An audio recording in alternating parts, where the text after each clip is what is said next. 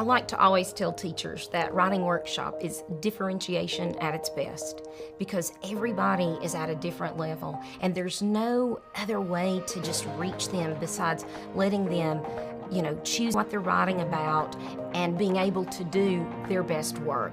And children, when they're really into Writing Workshop, they care about what they're making and what their book says and what they're doing in their illustrations. It's interesting because this book is very focused on a particular group of children. A lot of books in the series won't be as focused as this one is.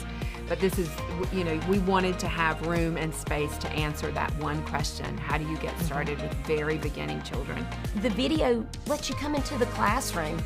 As a teacher, I love to visit other teachers' classrooms. I love that. But we don't always have the means to leave and to travel and to go to another teacher's classroom. But the video can bring you into my classroom and let you see how I really got started. Bookmaking is such an open invitation, the paper's blank. That's one of the reasons you don't start with lines on the paper, because lines carry this assumption that you know what's supposed to go on those lines. So the paper's blank, it's wide open.